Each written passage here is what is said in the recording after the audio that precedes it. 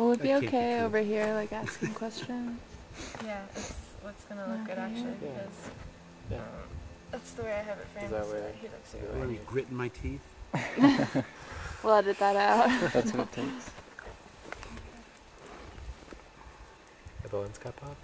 Yep. Start. Yeah.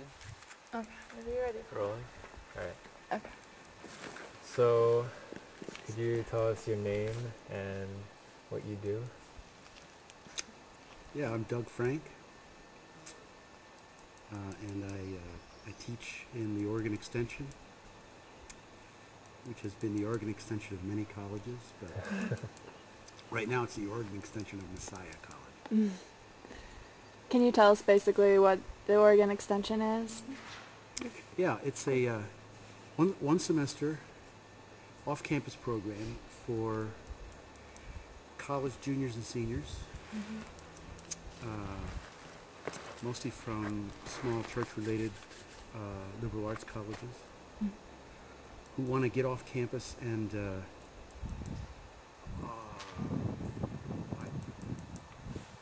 do things differently than they do in the classroom. Feel like they can go deeper into their questions and their ideas. Study along with a group of peers who are equally interested in thinking and in asking questions. Sort of get outside the rigidity of the college classroom and be a little more in charge of their own educational process, a little more in charge of what they choose to study, and be in an atmosphere that's a little more participatory than a standard college classroom. Do you enjoy that atmosphere more than a standard classroom? Yeah, I taught in a standard classroom for about 12 years, and it was my my discontent, my restlessness there, that brought me and a few friends to sort of think about this crazy idea of coming out to the mountains and inviting students to come along and study with them for a semester. How did you start with your friends? We were part of a small house church in the early 70s in Illinois, and a few of us were faculty at the same college I was teaching in, Trinity College. A number were teaching in other places. Some were students, and some were graduate students in the area, and we all met each week in this little house church. And gradually, from week to week, got to talking about how we'd like to kind of do something together. And what would that be? We were late 20s. I was probably the oldest. I was early 30s. And most of us didn't have children. We had a lot of adventure left in us. And so in due time, we figured out, since a number of us were educators, let's see if we can start a little college extension program. And the college that I was teaching in was in a kind of a rapid expansion of programs. They thought it was great to add new programs at the time, and so we presented this idea, and they bought it. And then a few friends and I went on a road trip. We traveled west to through Montana and Idaho and Washington, Oregon, California, looking for a place to do it. And actually, 2 years before, we went up to British Columbia and thought we might try it there, but that didn't work out. So then in '74, we found this place on that road trip, old logging town for sale. Pretty amazing. We saw probably 50 properties, and nothing was anything like this. When we got here, we knew this was the place. Wow.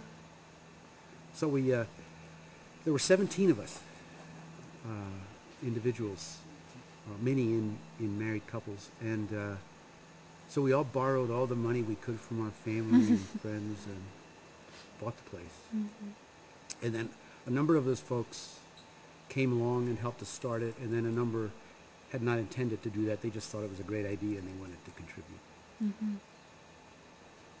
What were some of the difficulties in starting something like this? Were there any problems that you faced? Or?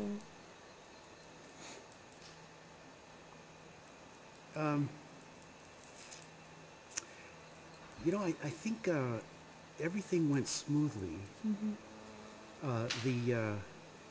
The first year we had 20 students. They were all from Trinity College. The second year we had 22, and all but 3 or 4 were from Trinity College. They all knew me because I had taught at Trinity for many years. And I knew them, and we kind of knew what we were getting into together. There was a lot of excitement around this. This was the first year for the program, the first years. And I think what we learned was when you put people who are used to going to 5 different classes in a day, all together, where you're only studying one thing at a time, and you don't have the distraction of trying to keep all those balls in the air at one time. Students don't, it takes them a little while to get used to that. It takes them a little while to get out of the habits that the classroom breeds. And those are habits of passivity for the most part. So you let somebody sort of tell you what to learn, and then you write it down, and then you take the test. And to get sort of more active so that students would read books wanting to go after what was in that book instead of wanting us to say what they were supposed to get and write it down. And to find the motivation in themselves, to tap into their questions. A lot of students felt like they had questions when they came, but they didn't really know what they were. So it took a while for that to come to the surface as well. We were surprised at how hard it was for some students to say read 100 pages or 120 pages a night,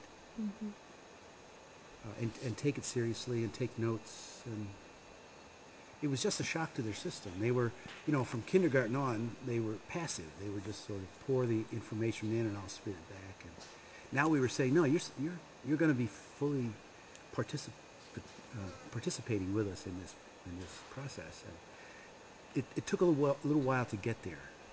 I remember the first month or two we were a little disillusioned as a faculty. But, you know, as you think about it, it makes a lot of sense. And once we sort of adjusted and got used to that, understood where students were coming from, I think we started figuring out how to bring them into the process more quickly. And so that was one set of difficulties. And I'd say the other set of difficulties was we were young and idealistic, and we didn't realize how hard it is to live in a community together. We all thought we were wonderful people because we all